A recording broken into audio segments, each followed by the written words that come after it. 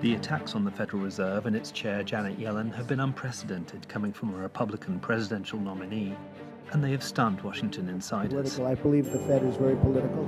It's become very political. Donald Trump has opened up a new front in his war against the establishment by accusing Ms. Yellen of being in a conspiracy with Barack Obama to keep rates low and of juicing the stock market.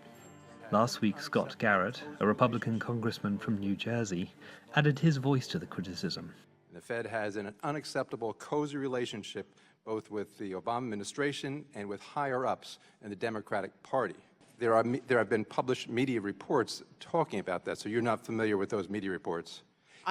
What's important to me is whether or not in our decision-making, our collective decision-making, I see politics being brought to bear in reasoning about our decisions, and I have never seen that on the part of any of my colleagues.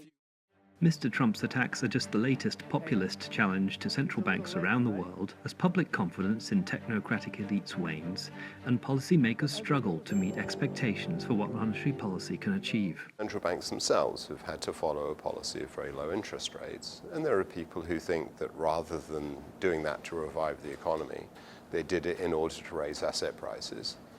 Who owns assets, shares, stuff like that? Well, it's basically the rich. So there is this sort of feeling that the central banks have also made the rich richer rather than making the rest of us better off through growth.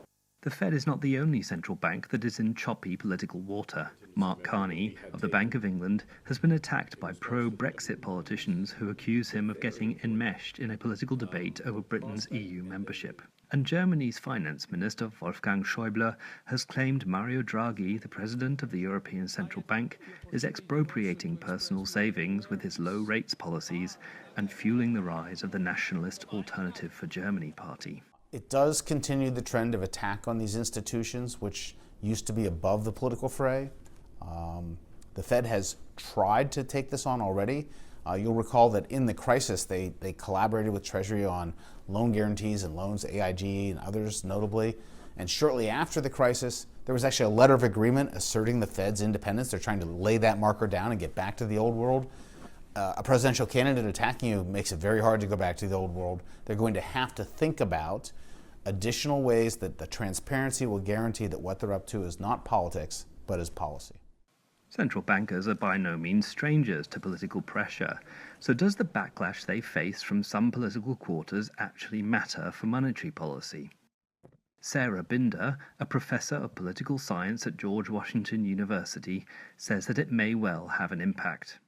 Well, if this were just a lone critic in the woods, we probably wouldn't worry. But it's adding fuel to an already pretty robust kind of partisan fire attacking the Fed, both from the right but also from the left, right?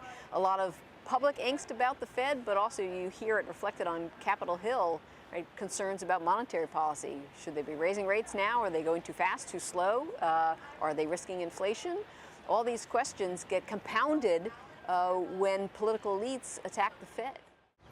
Central banks have been at the heart of advanced economies' attempts to turn around economic growth since the crisis, and yet outcomes have been poor and populations are getting restive.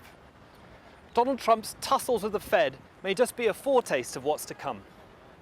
Sam Fleming, Financial Times, Washington, D.C.